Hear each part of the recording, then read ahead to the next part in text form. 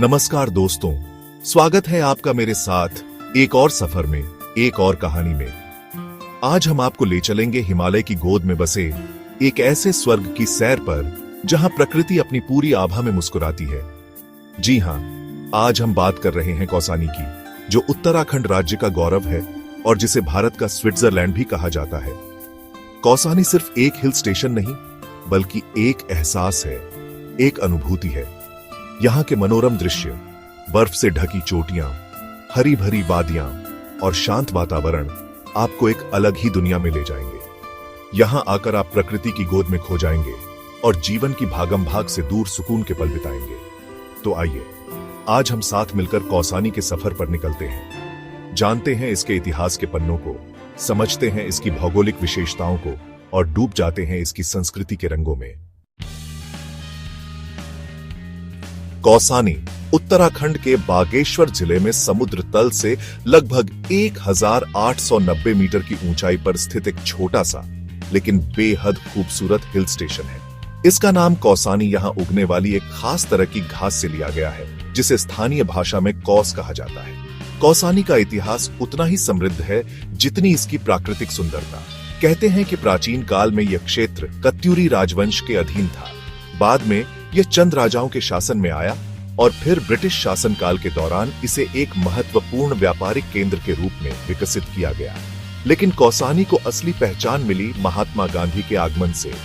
सन 1929 में बापू ने यहाँ 14 दिन बिताए थे और अपनी प्रसिद्ध पुस्तक अनासक्ति योग की रचना की थी। गांधी जी कौसानी की सुंदरता से इतने प्रभावित हुए कि उन्होंने इसे भारत का स्विट्जरलैंड कह दिया।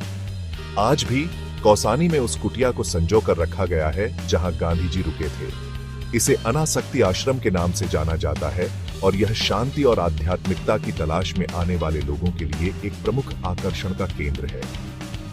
कौसानी के इतिहास की एक और दिलचस्प बात यह है कि यह प्रसिद्ध स्वतंत्रता सेनानी और भारत की पहली महिला मुख्यमंत्री सुचेता कृपलानी का जन्म स्थान भी है।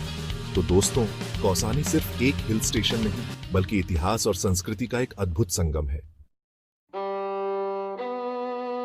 कौसानी हिमालय की गोद में बसा एक ऐसा नगीना है जिसकी चमक देखते ही बनती है।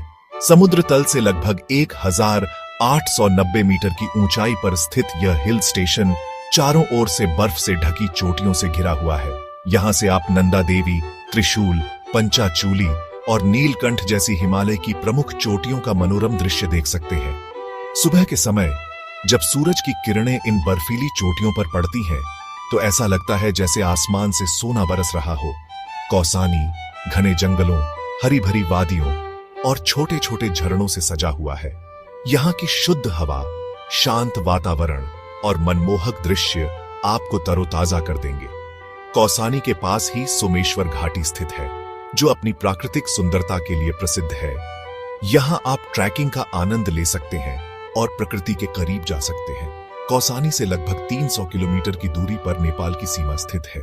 यहाँ से आप नेपाल के खूबसूरत पहाड़ी इलाकों का भी दीदार कर सकते हैं। कुल मिलाकर कौसानी प्रकृति प्रेमियों के लिए किसी स्वर्ग से कम नहीं है। यहाँ आकर आप प्रकृति की गोद में खो जाएंगे और जीवन के सारे तनाव भूल जाएंगे। कौसानी पर्यटकों के लिए आकर्षण का केंद्र है। यहाँ आने वाले पर्यटकों के लिए देखने और करने के लिए बहुत कुछ है। कौसानी का सबसे बड़ा आकर्षण यहाँ से दिखने वाली हिमालय की चोटियों की 300 किलोमीटर लंबी श्रृंखला है। सुबह के समय जब सूरज की किरणें इन बर्फीली चोटियों पर पड़ती हैं, तो ऐसा लगता है जैसे आसमान से सोना बरस रहा हो।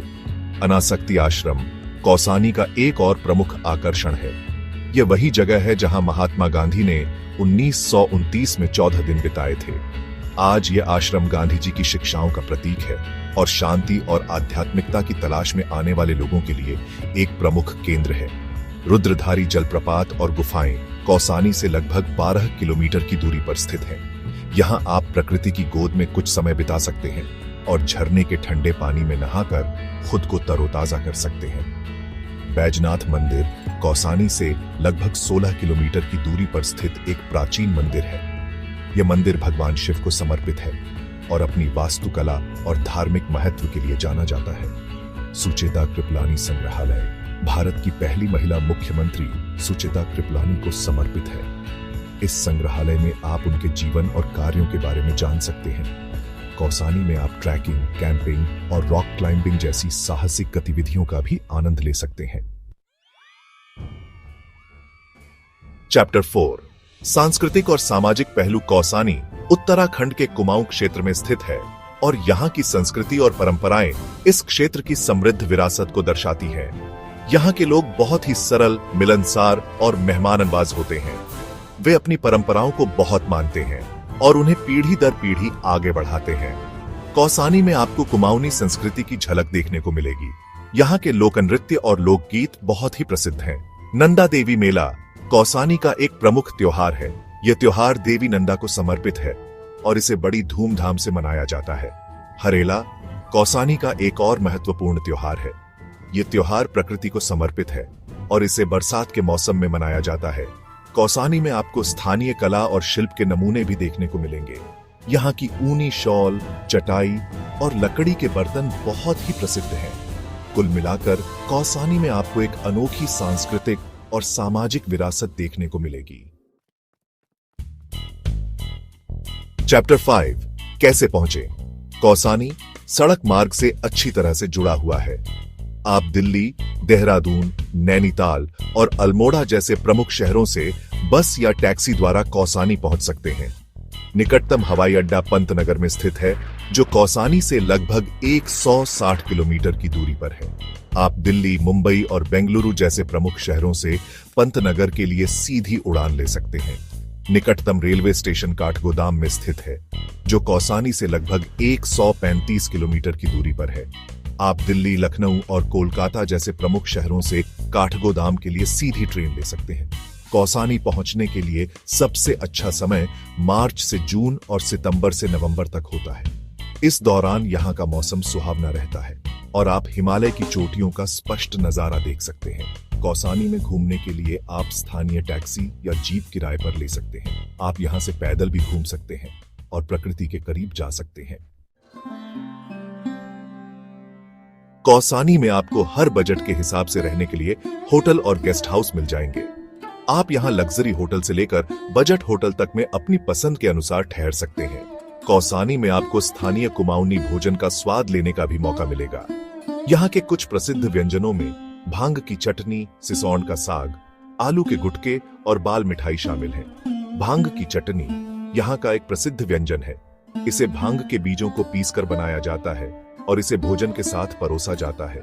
सिसौन का साग यहाँ का एक और लोकप्रिय व्यंजन है। इसे सिसौन के पत्तों से बनाया जाता है और इसे चावल या रोटी के साथ परोसा जाता है।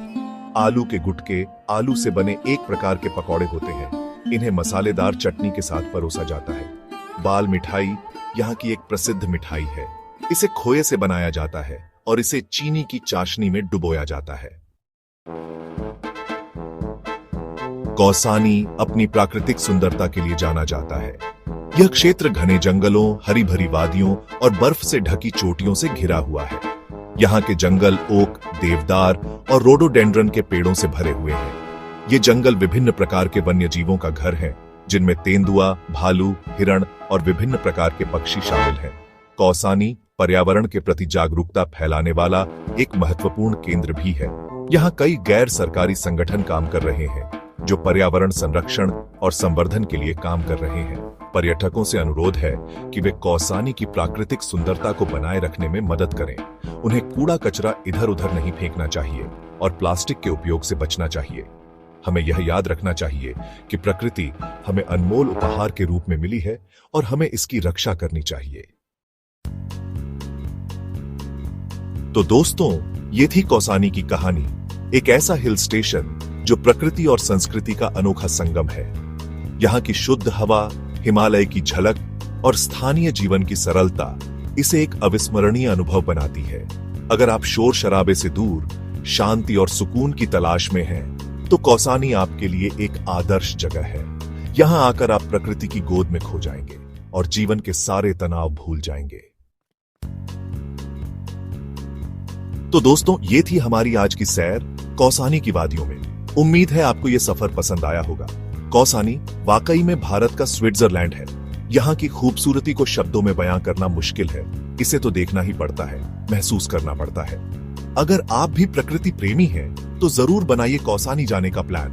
और हाँ, जाते समय ये वीडियो अपने साथ जरूर ले जाइएगा, ताकि आप कौसानी की यादों को हमेशा अपने साथ रख सकें।